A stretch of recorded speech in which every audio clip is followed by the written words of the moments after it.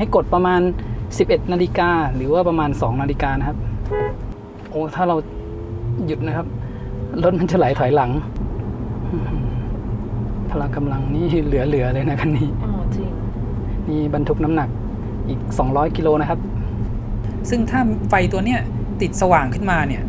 แสดงว่าตัวแบตเตอรี่เนี่ยมีอุณหภูมิสูงพอต่ำกว่า10แล้วเราเหยียบเบรกต่อเนี่ยค่อยๆปล่อยรถไหลเนี่ยมันไม่รีเจนนะครับอันนี้สำหรับใครที่ใช้ BYD สวัสดีครับสวัสดีค่ะตอนนี้คุณอยู่กับช่อง CG Go และคลิปนี้เราอยู่กับ BYD Seal Premium คันนี้นะครับเดี๋ยวเราจะพาขับขึ้นดอยอ่างขางด้วยเจ้ารถคันนี้คันนี้พละกำลังอยู่ที่308 แรงม้าแล้วก็แรงบิดอยู่ที่360 นิวตันเมตรนะครับขับเคลื่อนเป็นล้อหลังทางด้านหลังของเราเนี่ยถ้ามองไปเนี่ยมันก็เหมือนว่าจะมีฝนนะครับ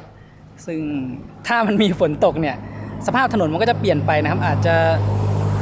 ถลายลื่นได้ง่ายเราก็ต้องขับขึ้นด้วยความระมัดระวังยิ่งกว่าเดิมนะครับแล้วเดี๋ยวมาขึ้นดอยอ่างขางด้วยกันครับและการขับขึ้นในครั้งนี้นะครับเราได้บรรทุกน้ำหนักเพิ่มอีก200 กิโลกรัมเป็นปูนจำนวน10 ถุงนะครับถุงละ20 กิโลกรัมด้านตรงกลางเนี่ยจะมีอยู่1 2 3 4 ถุงนะครับแล้วก็ที่ด้านหลังรถก็ยังมีอีก6 ถุงนะครับเพื่อที่จะเป็นการจำลองว่าถ้าเรานั่งรถขึ้นเต็มคันเนี่ยการขึ้นเขาด้วยคันนี้มันจะเป็นยังไงนะครับ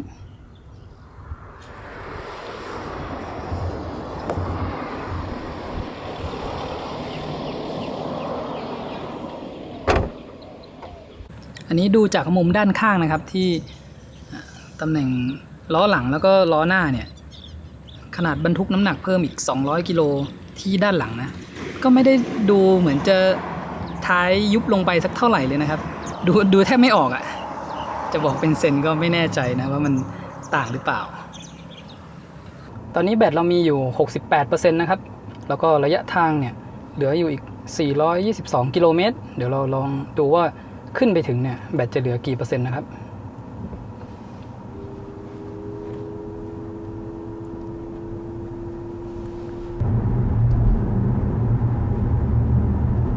บริเวณช่วงทางราบนี้ก็จะขับในโหมด normal นะครับแล้วก็ตั้ง regen ไว้ที่ standard ก่อน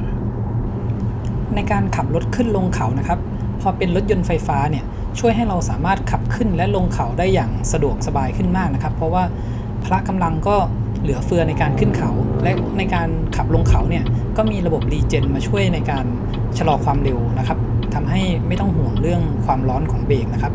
แต่เราก็จะต้องศึกษายี่ห้อรถที่เราใช้นะครับว่าการทำงานของการรีเจนเนี่ยเป็นยังไงอย่างเช่น BYD ก็ทำงานไม่เหมือนกับยี่ห้ออื่นนะครับเดี๋ยวผมจะอธิบายให้ดูตอนที่ขับลงครับแถวนี้วัดสวยมากเลย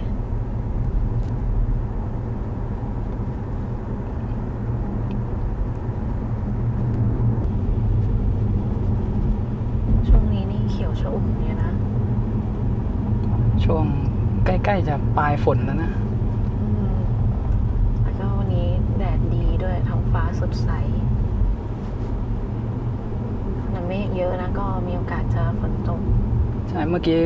ช่วงใกล้ๆจะถึงนี่แบบโหเมฆเต็มเลยเริ่มสีเทามาแล้วแต่ตอนนี้ฟ้าใส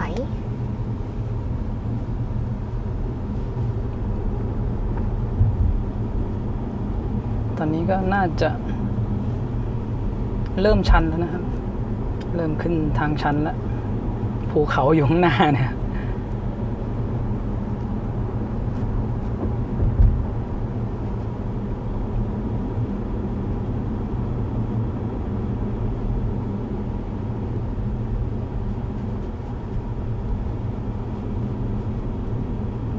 ตรงนี้ก็มีทำสวนนะเนี่ย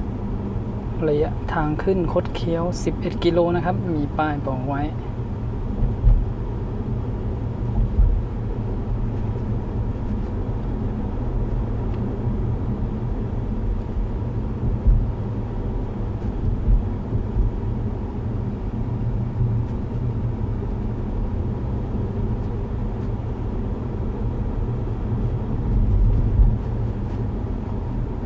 ตอนนี้ในโหมด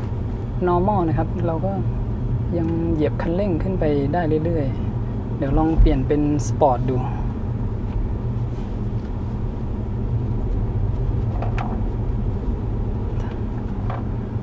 พอเปลี่ยนเป็นสปอร์ตโอเคตอนนี้ขึ้นง่ายกว่าเมื่อกี้นะ ใช่ เหยียบแล้วก็ลื่นขึ้นไปเลย ใช่ความ ส่ง เร็วในการตอบสนองเพิ่มมากขึ้น ชัดเจน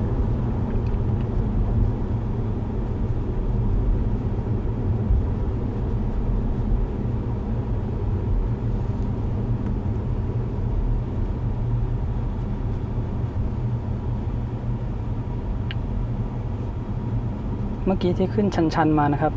หน้าจอกลางนี่บอกว่าชัน11 องศานะครับ การเดินทางมาเที่ยวภูเขาหรือขึ้นดอยอย่างนี้นะครับ สิ่งสำคัญคือเราควรตรวจสอบสภาพรถของเราว่าอยู่ในสภาพที่พร้อมแล้วก็สมบูรณ์นะครับ ไม่ว่าจะเป็นเรื่องยางที่เหมาะสมกับสภาพถนนหรือเปล่า อย่างเช่น ถ้าสมมติเรามาช่วงหน้าฝนเนี่ยถ้ายางที่มันเกาะถนนไม่ดีมันก็อาจจะเกิดอาการล้อฟรีหรือถลายลื่นช่วงที่ขึ้นหรือลงเนินนะครับ ซึ่งตอนที่ผมเอา Ion Y Plus เนี่ยไปทางภูหลงถังนะครับก็เกิดอาการล้อฟรีเหมือนกันนอกจากนั้นก็อาจจะเป็นเรื่องระบบเบรกนะครับว่าระบบเบรกสมบูรณ์หรือเปล่าถึงแม้ว่ารถไฟฟ้าเนี่ยจะใช้การรีเจนที่มาช่วยหน่วงความเร็วในการลงทางลาดชันได้แต่ก็ควรจะตรวจสอบเบรกไว้ด้วยนะครับมีป้ายดอยอ่างขางอีก15 กิโลเมตร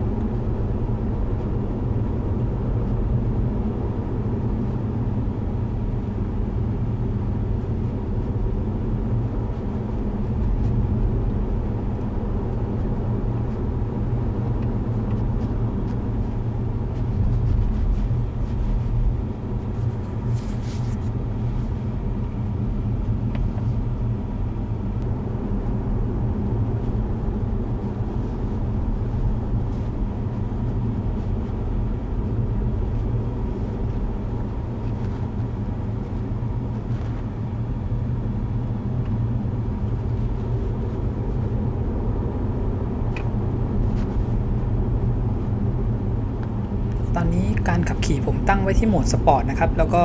รีเจนเนี่ยตั้งไว้ที่สแตนดาร์ดสังเกตตัวเลขทางซ้ายมือนะครับถ้าผม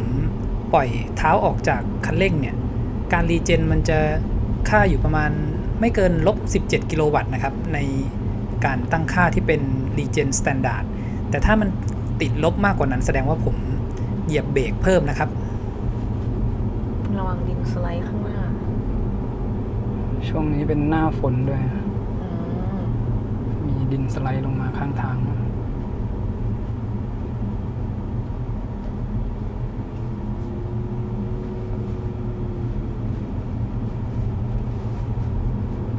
เส้นทางช่วงนี้ก็จะเป็นการไต่ระดับความชันขึ้นไปเรื่อยๆนะครับจะยังไม่ได้เป็นจุดที่ชันแล้วก็หักเลี้ยวขึ้นไปมากๆนะครับอีกประมาณสัก3 กิโลเมตรนะครับก็จะถึงช่วงที่เป็นทางชันๆนะครับเดี๋ยวก็จะให้ดูเส้นทางไปเรื่อยๆก่อนนะครับแล้วก็ดูตัวเลขบนหน้าจอเนี่ยที่จะมีการรีเจนค่าด้านซ้ายนะครับจะเป็นค่าการรีเจนแล้วก็ด้านขวาเนี่ยเป็นความเร็วของรถนะครับ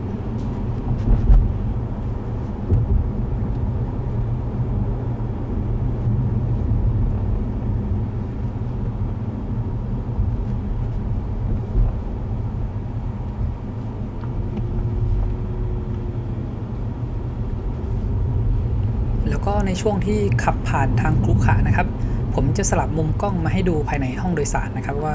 เวลาที่รถเนี่ยวิ่งผ่านถนนที่มันขรุขระเนี่ยสภาพภายในห้องโดยสารจะประมาณไหนนะครับคือเราจะเห็นว่าเวลาที่รถมันสั่นสะเทือนเนี่ยคนที่อยู่ในห้องโดยสารนี่เป็นยังไงนะครับ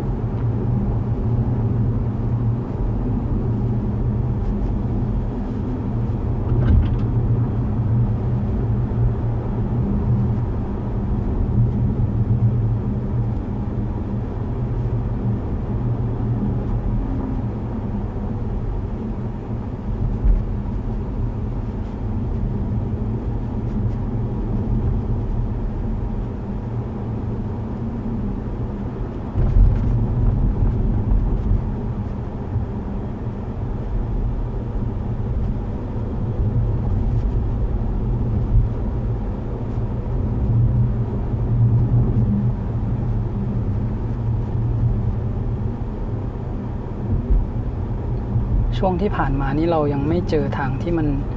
ชันมากนะครับ ในโหมดสปอร์ตเนี่ยก็ยังสามารถขับขึ้นแต่ละเนินได้อย่างง่ายๆเลยนะครับ แค่เราแตะคันเร่งไปนี่ก็แบบรถพุ่งออกไปเลย ถึงแม้จะเป็นเนินนะครับอย่างเช่นเนินข้างหน้าถ้าชะลออย่างเงี้ยครับแล้วก็เหยียบออกไป โอ้โหยังรู้สึกดึงด้วยซ้ำ สบาย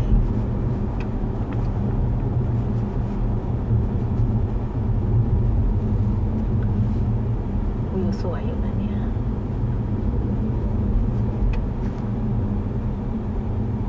ตลอดทางที่ขับมาจากเชียงใหม่นะต้นไม้ก็เขียวชอุ่มดีเลยนะ ใช่แล้วก็ทางขวาก็เป็นภูเขานะ ภูเขาแล้วก็มีเมฆ มีเมฆมีแสงส่องลงมา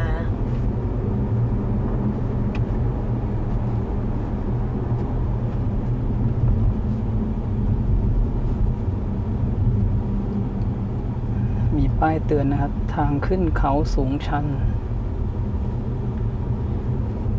ใช่แล้วก็ให้ระวังดินสไลด์ด้วย ตรงนี้น่าจะโค้งหักศอกแล้วนะ อืมใช่เลย หักแล้วขึ้นเลย ชันนะ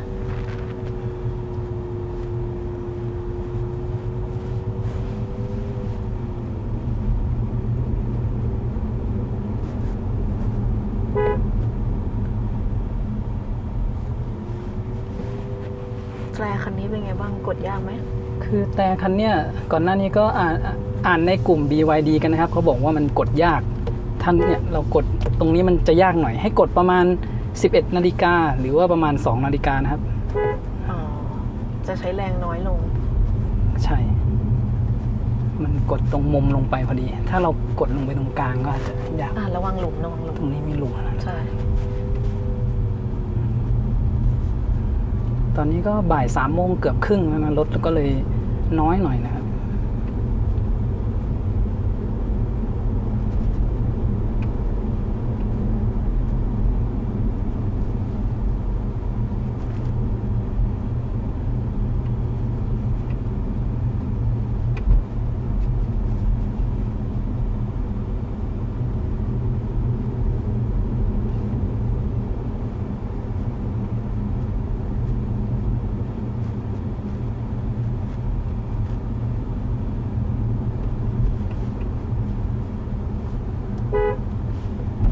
ด้านหน้านี้เรา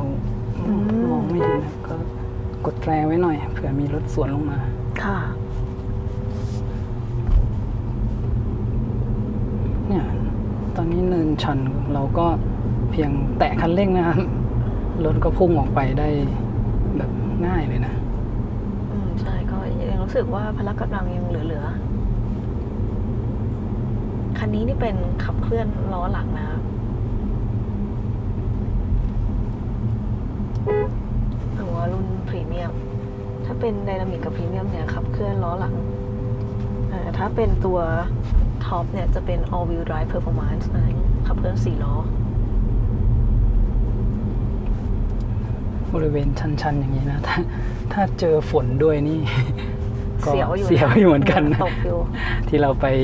ทางภูหลงถังอะล้อฟรีขึ้นนะ ใช่ ตอนนั้นเอา CAC Ion Y Plus ไปลองนะคะ เป็นถนนเส้นที่ไม่ค่อยมีใครใช้สัญจรด้วย ก็เลยมีพวกใบไม้แล้วก็ตะไคร่ขึ้นถนนด้วย แล้วก็ตอนนั้นเนี่ยเพิ่งหลังฝนตก ถนนก็เลยยังชื้นเปียกอยู่ด้วย ข้างหน้านี้เมื่อกี้มีป้ายบอกนะครับว่าจะเป็นทางชัน 8%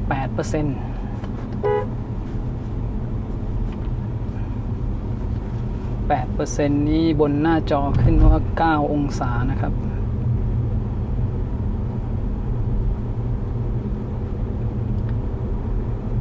ที่ผมขับขึ้นเนี่ยมันเป็นการ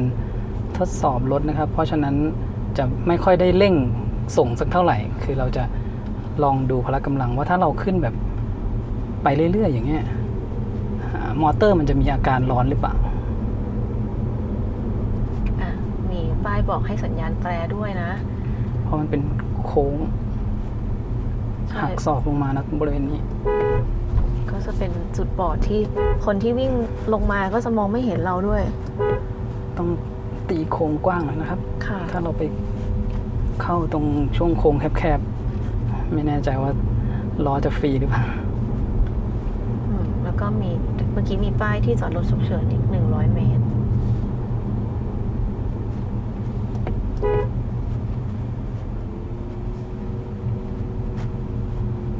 ด้านซ้ายนี่เป็นที่จอดรถฉุกเฉินนะครับ อ๋อโอเค เผื่อเวลาที่เราลงมาเนี่ยหน้าเทศกาลนะแล้วเกิดอาการเบรกร้อนก็เข้าไปจอดพักให้เย็นก่อนนะครับ ให้ ค่ะ ตัวจานเบรกเย็นค่อยขับลงต่อ เมื่อกี้ก็มีรถคันหนึ่งจอดเตรียมออกนะ ดีแล้วที่เรากดแต่เราจะได้รู้ว่ารอให้เราขึ้นมาก่อนแล้วค่อยออก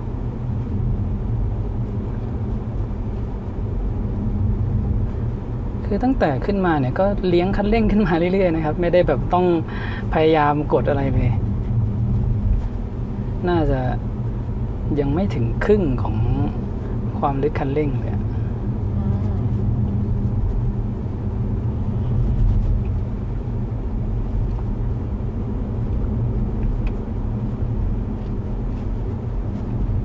อย่างตอนนี้ไม่มีรถนะครับ ตรงนี้เป็นทางชัน บนหน้าจอขึ้น9องศานะครับ11องศาโอ้ถ้าเราหยุดนะครับรถมันจะไหลถอยหลัง แต่เมื่อกี้ลองหยุดแล้วก็ออกตัวตรงทางชันตรงนี้ให้ดูนะครับก็ออก พอเหยียบคันเร่งรถก็เคลื่อนตัวเดินหน้าได้ทันที ใช่ไม่ได้มีปัญหาอะไรนะ คือสำหรับใครที่ใช้รถไฟฟ้านะครับ มันก็มีหลายรุ่น อย่างผมเองอ่ะตอนช่วงแรกๆที่เอามาลองทางชันนะครับ ก็ยังไม่มีประสบการณ์ที่เจอรูปเต่าได้ไปเจอครั้งแรกที่กิลฟินนะครับเอา MG4 EV ขึ้น ตอนนั้นก็ทดสอบนั่นแหละ หยุดตามทางชันนะครับ มันก็โหลดมอเตอร์เยอะ พอมอเตอร์ร้อนอ่ะมันก็ตัดการทำงานไปชั่วคราวนะครับ เพื่อรอให้มอเตอร์เย็น คือถ้ามันขึ้นเป็นรูปเต่าแล้วเราเหยียบคันเร่งไม่ขึ้นนะครับ ให้จอดรอสักแป๊บหนึ่งให้มอเตอร์เย็นแล้วก็สามารถขับไปต่อได้นะครับ เผื่อใครดูคลิปนี้ก็แล้วไปเจอเหตุการณ์แบบนั้นก็จะได้ไม่ต้องตกใจ ตอนที่เจอครั้งแรกก็เราก็ตกใจเหมือนกันนะ ก็แตะคันเร่งอยู่ดีๆอ่ะมันก็ตัดไปแล้วรถก็ไหลถอยหลังเลย อ๋อใช่ วันนั้น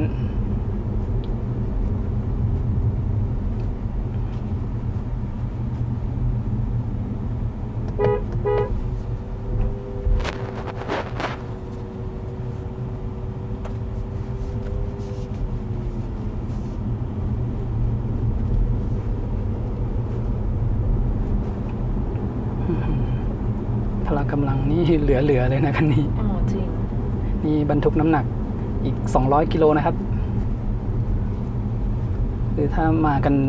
นั่งกันมาเต็มคันเนี่ยขึ้นสบาย เดี๋ยวมาดูตอนลงอีกที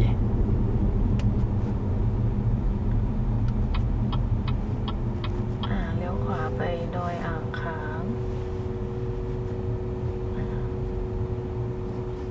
มันได้ไหม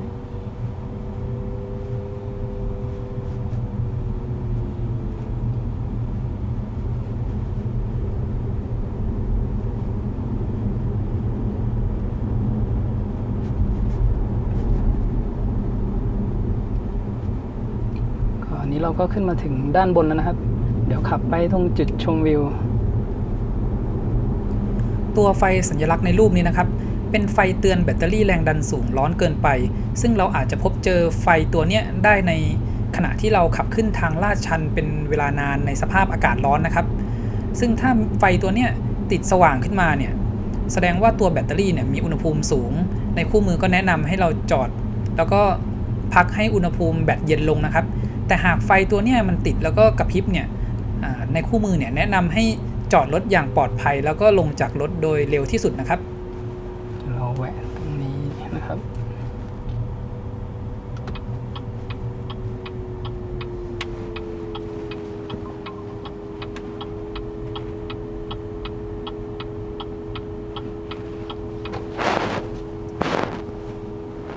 อ ก็แบตเหลืออยู่ 53% นะครับสามารถขึ้นได้อย่างสบายๆเลยนะครับสำหรับคันนี้อัตราการใช้พลังงานเฉลี่ยเนี่ยอยู่ที่ 31.1 กิโลวัตต์อาวต่อ 100 กิโลเมตรนะครับอันนี้มันเป็นที่ถ้าเราสังเกตบนหน้าจอจะบอกว่า 50 กิโลเมตรที่ผ่านมาตอนนี้ก็อยู่ตรงจุดชมวิวม่อนสนนะครับมาถึงแล้วก็แดดกำลังดีเลยแล้วก็วิวสวยเลยนะครับตอนนี้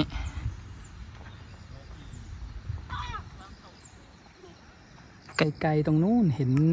ถนนที่เราขับขึ้นมาด้วยนะครับเห็นเป็นรถกำลังวิ่งลง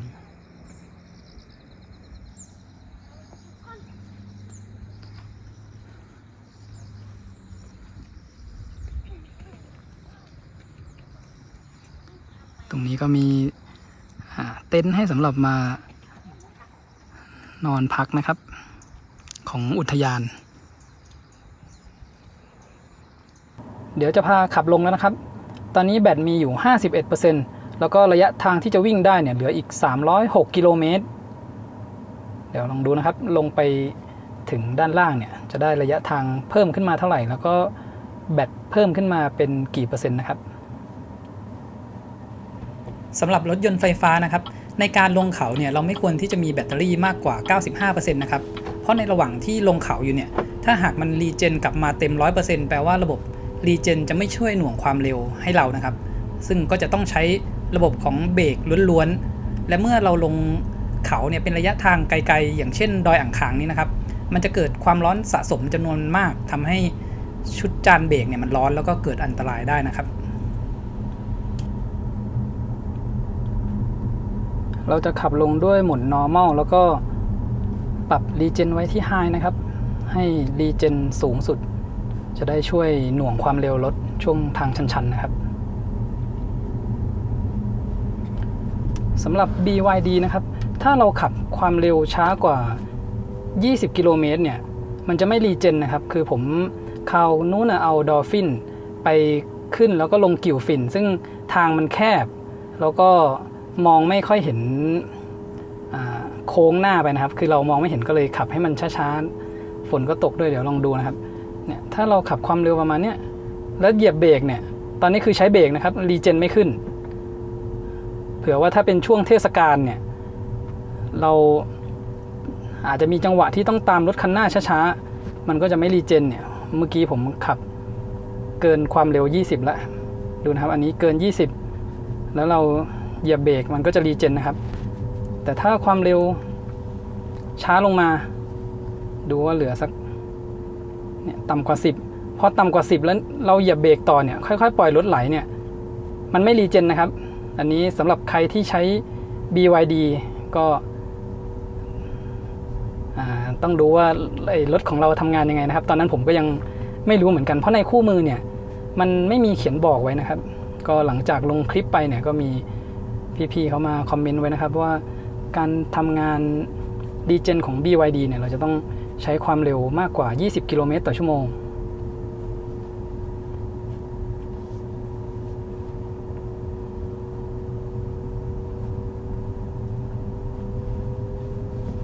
อย่างเช่นตรงนี้นะครับคือพอถนนมันกว้างเนี่ยแล้วเรายังมองเห็นทัศนวิสัยไปได้ไกลเราก็สามารถลงที่ความเร็วที่สูงขึ้นมามากกว่า20กิโลเมตรต่อชั่วโมงได้นะครับ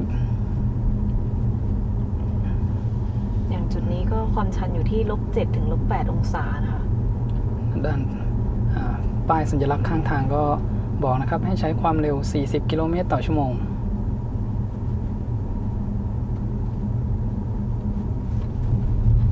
ตรงนี้เป็นโค้งนี่ก็โค้งหักศอกนะเป็นตัว S เลยถ้าผมปล่อยคันเร่งนะครับรถก็ไหลลงแล้วก็เพิ่มความเร็วขึ้นเรื่อย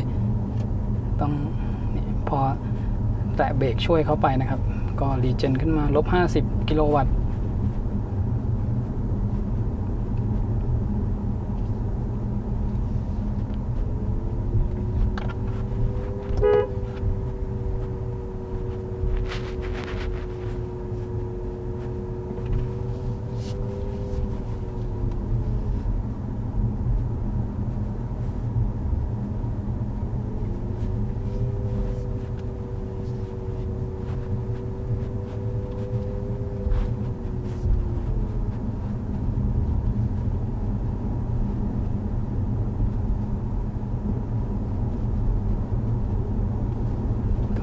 ปล่อยไหลลงไปนะครับแล้วเดี๋ยว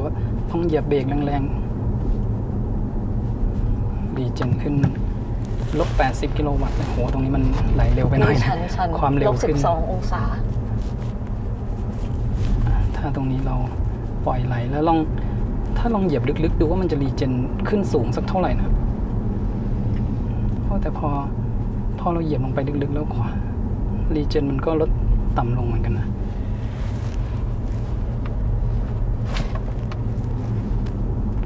เมื่อวานตอนที่ขับมาจากกรุงเทพนะครับช่วงก่อนถึงลำปางมันก็มีทางชันเหมือนกันนะอันนั้นก็ใช้ความเร็วสูงได้สัก100-120แล้วมันมีจังหวะที่ต้องแตะเบรกก็สามารถรีเจนได้ถึงถ้าจำไม่ผิดนะครับลบ154 กิโลวัตต์ก็รีเจนสูงนะ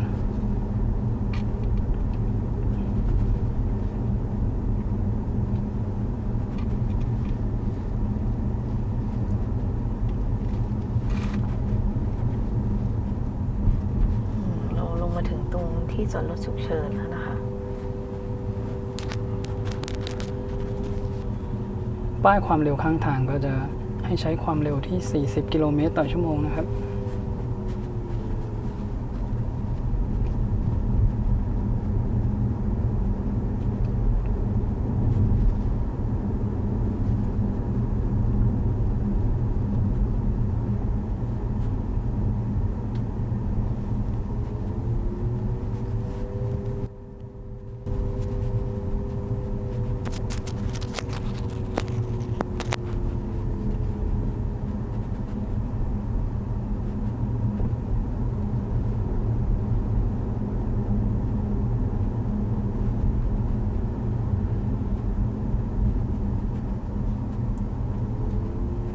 ข้างหน้ากระบะก็ค่อยๆไหลลงนะค่ะ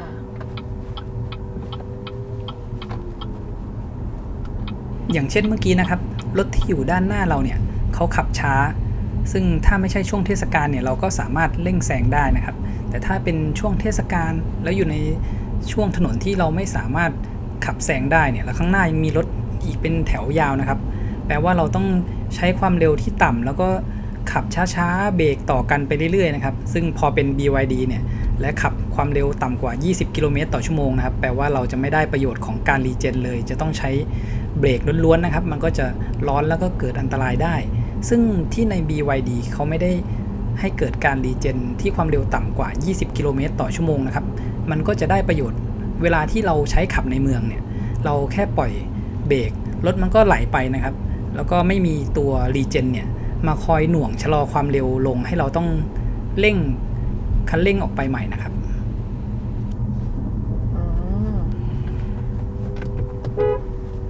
ตรงนี้-12 องศา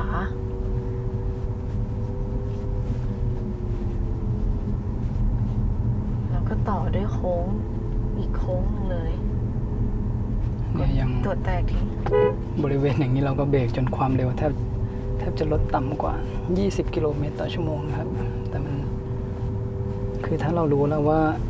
เราควรจะใช้ความเร็วเท่าไหร่แล้วรีเจนจะทำงานได้มันก็รักษาความเร็วไว้ใช่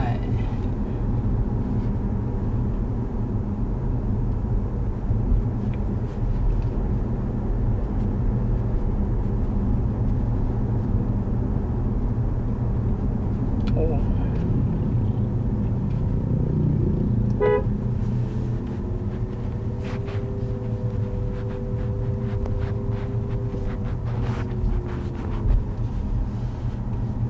จริงก็มีข้อดีนะที่รถร้องเนี่ยต่ำกว่า40 กิโลเมตรต่อชั่วโมงต่ำกว่า30 กิโลเมตรต่อชั่วโมงที่มีเสียงแต่ตอนนี้ก็ร้องนะเนี่ยตอน30กว่าเนี่ยเห็นไหม30ก็เงียบแต่ถ้าความเร็วต่ำกว่า30 กิโลเมตรต่อชั่วโมงก็จะมีเสียงจำลองนะครับให้ข้างนอกได้ยิน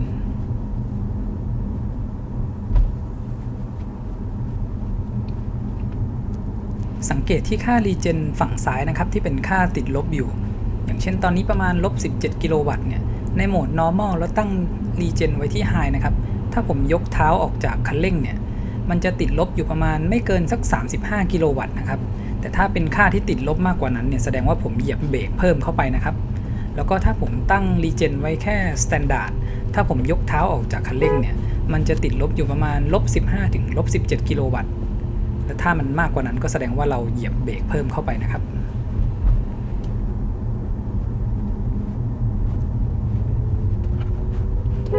ตรงช่วงโค้งหักศอกเนี่ยจะต้องชะลอความเร็วลงมากๆจนความเร็วมันต่ำกว่า20 กิโลเมตรต่อชั่วโมงนะครับลองสังเกตที่ค่ารีเจนเมื่อกี้มันช้าจนต่ำกว่า10 กิโลเมตรต่อชั่วโมงพอเราเหยียบเบรกเพิ่มเนี่ยรีเจนมันเลยไม่ติดลบแล้วนะครับเดี๋ยวดูตรงโค้งนี้อีกทีหนึ่งเป็น0นะครับถ้าเรายังไม่เพิ่มความเร็วขึ้นเนี่ยมันจะไม่รีเจนก็ยังดีนะครับที่เส้นทางอ่างขางเนี่ยมันเป็นถนนที่กว้างทำให้เราสามารถใช้ความเร็วสูงได้แล้วก็สามารถใช้การรีเจนได้ซึ่งถ้าเราไปเจอเส้นทางแบบกิลฟินหรือเส้นทางที่แคบแล้วก็ฝนตกเราก็ไม่สามารถใช้ความเร็วมากกว่า20 กิโลเมตรต่อชั่วโมงได้ก็ไม่ได้ใช้รีเจนนะครับช่วงที่มันเป็นทางชันยาวๆนะก็ต้องคอยเหยียบเบรกช่วยนะครับไม่งั้นความเร็วมันจะขึ้นสูงไปหน่อยเนี่ยถ้าเราเห็นไหมครับเมื่อกี้มันขึ้นถึง105 กิโลวัตต์เลยถ้าเป็นช่วงทางตรงๆเนี่ยไม่ได้ถึงกับชันมากแล้วเราขับความเร็วสัก100 กิโลเมตรต่อชั่วโมงเมื่อกี้ถึง เดี๋ยวจำผิดจับหมายถึงว่าเดี๋ยวลองดูถ้าทางมันตรงยาวๆอย่างนี้ความเร็วสัก80นะครับแล้วก็เหยียบเบรกนี่รีเจนได้แรงเลยนะครับ90ทางตรงอย่างเงี้ยเดี๋ยวลองดูว่าจะรีเจนขึ้นเป็นเท่าไหร่นะความเร็ว100แล้วก็เหยียบเบรกเข้าไปนะ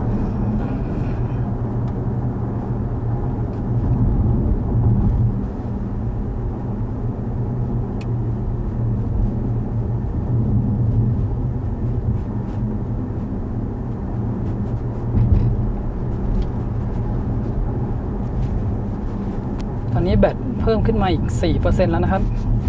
แล้วก็ระยะทางเนี่ยได้มาอีก34 กิโลเมตร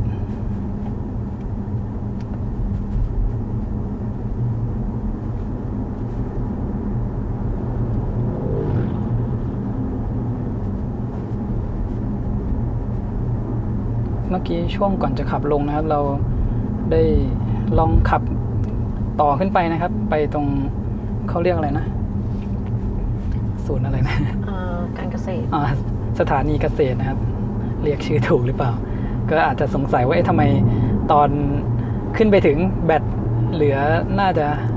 53หรือเปล่าไม่แน่ใจแล้วตอนจะลงเหลือ51ลองขับไปดูเส้นทางนะครับตรงเข้าไป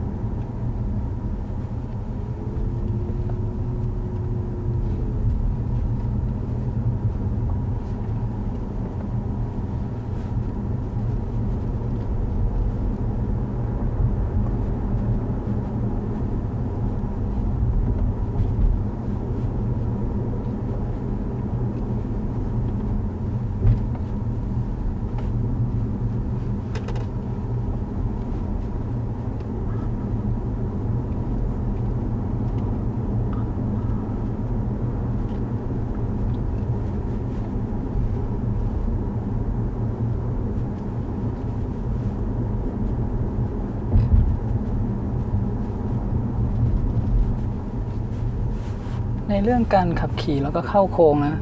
คันนี้ก็ถือว่าทำได้โอเคนะครับมันอาจจะยังไม่ถึงกับรู้สึกเกาะแล้วก็หนึบมากนะมีอาการแบบคล้ายๆโยนแค่นิดๆนะครับช่วงที่ขับมาจากทางเชียงดาวแล้วก็มาทางชัยปราการเนี่ยมีโค้งแบบเยอะมากคันนี้ก็ยังถือว่าเข้าโค้งได้มั่นใจอยู่นะครับอย่างตอนนี้เราเจอโค้งก็สามารถเลี้ยวเข้าโค้งได้ ด้วยความรู้สึกยังมั่นใจอยู่ว่าควบคุมรถอยู่นะครับแล้วก็ไม่มีอาการเมาโค้งนะ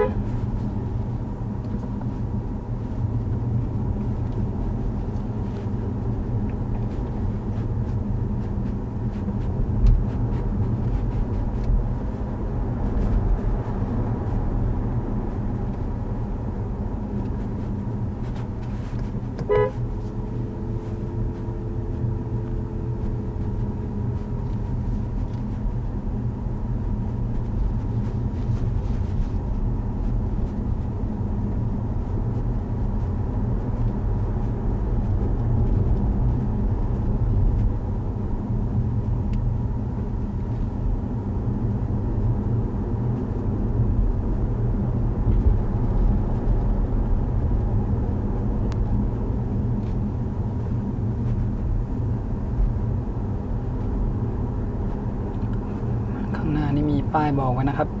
ลงทางชัน 8%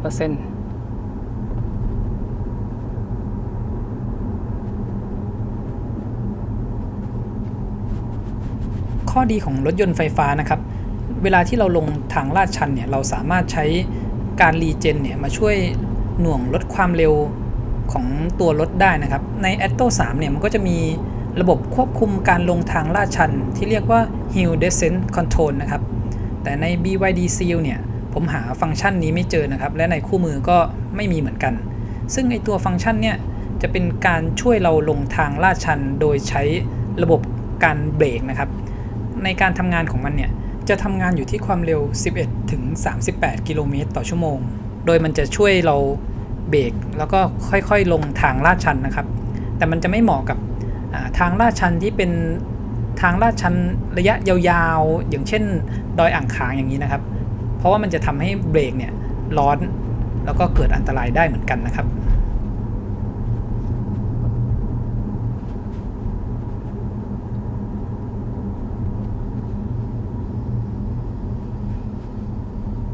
ตรงนี้นะครับถ้าสมมติว่าปล่อยเบรกเนี่ยความเร็วมันจะเพิ่มขึ้นเรื่อยๆนะครับแล้วก็ไหลลงไปเราก็เหยียบเบรกช่วยนะครับรถมันก็จะรีเจนแล้วก็ช่วยหน่วงความเร็วให้เรานะสังเกตที่ค่าที่รีเจนกลับเข้ามานะครับถ้ามันยังเพิ่มขึ้นเรื่อยๆนี่ก็แสดงว่ามอเตอร์ยังช่วยเพิ่มกำลังในการรีเจนแล้วก็หน่วงความเร็วให้นะ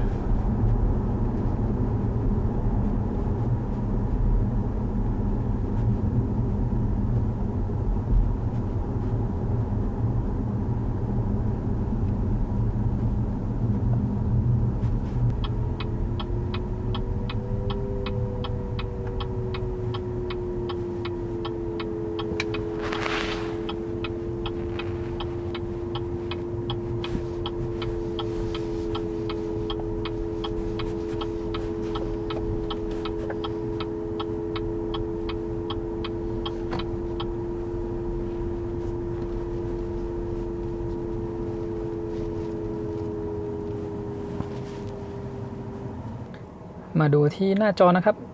ก็แบตเตอรี่ได้ขึ้นมาเป็น 56% นะครับเพิ่มจาก 51 ขึ้นมา 56 ก็คือได้มา 5% แล้วก็ระยะทางเนี่ยจาก 306 กิโลเมตรขึ้นมาเป็น 373 กิโลเมตรก็ได้เพิ่มมาอีก 67 กิโลเมตรนะครับก็เราขับลงเขามาเนี่ยระยะทางน่าจะประมาณ 20 กว่ากิโลนะครับได้ระยะทางเพิ่มขึ้นมาตั้ง67 กิโลเมตรแล้วก็ดูที่กราฟการบริโภคไฟฟ้านะครับก็ประมาณนี้นะครับไอตัวค่าเฉลี่ยเนี่ย 17.4 กิโลวัตต์อาวร์ต่อ 100 กิโลเมตรมันเป็นช่วง50 กิโลเมตรสุดท้ายนะครับแต่มันก็เป็นระยะพอดีอะที่เราวิ่งจากนี่ขึ้นไปแล้วก็วิ่งกลับลงมาเนี่ยก็น่าจะคิดประมาณเป็นค่าเฉลี่ยการขึ้นแล้วก็ลงจากดอยอ่างขางได้เลยนะครับ 17.4 กิโลวัตต์อาวร์ด้วย BYD Seal Premium ผู้โดยสาร1คนคนขับ1คนกับน้ำหนักบรรทุกเพิ่มอีก200 กว่ากิโลนะครับมีปูนที่เราใส่ถ่วงน้ำหนักมาแล้วก็อุปกรณ์กล้องอีกนิดหน่อย แล้วก็ที่แบตเหลือ 56% นี้นะครับเราก็จะขับกลับไปที่เชียงใหม่ที่พักที่เชียงใหม่ระยะทางอีก139 กิโลเมตรก็ในเมื่อระยะทางบนหน้าจอยังเหลือตั้ง374นะครับก็สามารถขับกลับได้อย่างแบบไม่ต้องห่วงละเมื่อเช้าเนี่ยก่อนที่จะขับออกมานะครับก็เราชาร์จเต็ม100จากที่เชียงใหม่นะครับแล้วก็ขับมาเพราะฉะนั้นถ้าใครขับ BYD Seal Premium เนี่ยแล้วก็นั่งกันมาเต็มคันเลยนะมาเที่ยวดอยอ่างขางสามารถขับมาขับกลับโดยที่ไม่ต้องแวะชาร์จก็ได้นะครับค่ะก็ก่อนปิดคลิปนะคะเมื่อกี้เราโชคดีค่ะได้เจอพี่ๆกับน้องนะคะจากช่องเช้านี้ที่อ่างขางนะคะพี่คำใสกับน้องอีคิวซังนะคะ ครับ สวัสดีค่ะ สวัสดีครั ใช่ บ ครับ ยินดีมากๆเลยนะครับนี่มีโอกาสโอ้โหได้เห็นตัวจริงๆของเจ้าตัวซิลเนาะที่มาเยือนดอยอ่างขางผมว่าน่าจะเป็นคันแรกที่ขึ้นอ่างขางเลยนะตั้งแต่ที่เขาเริ่มเปิดตัวมาเนาะเราขับรถผ่านมาเจอพอดีขอเลยฮะอยากเห็นตัวจริงก็เลยขอมาดูไม่พี่ซังที่สองคนสุดยอดมากมาถึงดอยอ่างขางแบบชิวๆเลยใช่ไหมครับ ใช่ครับ ใช่ คันนี้ขับขึ้นอ่างขางได้แบบชิวๆเลย สุดยอดบรรยากาศทางขึ้นทั้งโหดแล้วก็ทั้งแบบชันเนาะ ครับ ก็ยังขึ้นและลงได้แบบง่ายๆเลย ใช่ ถ้าเทียบกับรถสันดาปก็คนละความรู้สึกเลยครับ จริงค่ะ แล้วก็โชคดีด้วยวันนี้ฝนไม่ตกนะคะตอนแรกเห็นแบบเมฆมาแล้ว เต็มเลยใช่ไหมฮะ ค่ะ แต่ว่าสุดท้ายก็ขึ้นลงแล้วก็ไม่เจอฝนเลยด้วย โอ้โห ใช่ สุดยอดเลยครับ เป็นไงบ้างครับอีคิวครั้งแรกที่เจอ BYD Seal ชอบไหมครับ ค่ะ สวยไหม เลย มีโอกาสอยากจะลองขับขึ้นดอยใช่ไหมครับนี่ฮะอันนี้คือนักรีวิวตัวน้อยที่ลองรถไฟฟ้ามาเกือบหลายๆค่ายแล้วครับของแบรนด์จากนอกเท่านั้นเลยเนาะ ใช่ โอ้ ครับ เก่งมากเลยค่ะน้องคิวที่คำใส ขอบคุณครับเนี่ย ได้ค่ะ ใครมาแวะมาอ่างขางนะอย่าลืมติดตามช่องเช้านี้ที่อ่างขางด้วยนะคะ อ่างขางสวยมากนะคะ อยากมาเที่ยวยังไม่มีโอกาสได้มาก็ติดตามไว้ก่อนได้นะคะ ได้ติดตามไว้ก่อนได้ครับแล้วช่วงหน้าหนาวดอกซากุระญี่ปุ่นแท้ๆบานจะยิ่งสวยครับรับรองว่ามาช่วงนั้นช่วงปลายธันวาเข้ามกราจะสวยมาก ปลายธันวาแล้วก็ช่วงต้นมกรานะคะห้ามพลาดเลย พลาดเลยนะ ค่ะ ครับ วันนี้ก็ขอบคุณมากเลยนะคะ ครับขอบคุณเช่นกันครับขอบคุณพี่กันครับ ครับผมเราไว้เจอกันอีกนะคะ ครับผมมีโอกาสติดต่อมานะครับ ค่ะโอเคค่ะก็ขอบคุณที่ติดตามมาจนถึงจุดนี้นะคะ เป็นกำลังใจให้พวกเรานะคะ ด้วยการกดไลค์คลิปนี้แล้วก็กดติดตามช่อง CG Go นะคะ อย่าลืมช่องเช้านี้ที่อ่างขางด้วยนะคะ ขอบคุณสำหรับคอมเมนต์กำลังใจแล้วก็ที่ทักอินบ็อกซ์มาด้วยนะคะ แล้วเจอกันคลิปหน้าค่ะ บ๊ายบาย บ๊ายบาย ตรงนี้เป็นทางหลวงหมายเลข 107 นะครับ ระหว่างอำเภอเชียงดาวถึงอำเภอชัยปราการ ซึ่งผมนำรถคันนี้มาวิ่งเส้นทางนี้เพราะว่ามันมีโค้งให้ทดลองเยอะดีนะครับสำหรับผมเนี่ยที่ได้ลองขับหลายๆโค้งเนี่ยถือว่ามันยังโอเคอยู่นะครับ ก็ให้ความมั่นใจในการเข้าโค้ง แม้มันจะมีอาการโยนอยู่หน่อยๆนะครับ คือถ้านานๆเราขับเส้นทางอย่างเงี้ยก็ถือว่าโอเคนะครับ แต่ถ้าใครขับเส้นทางแบบเนี้ยบ่อยๆ ก็เปลี่ยนช่วงล่างก็จะทำให้เข้าโค้งได้มั่นใจยิ่งขึ้นนะครับ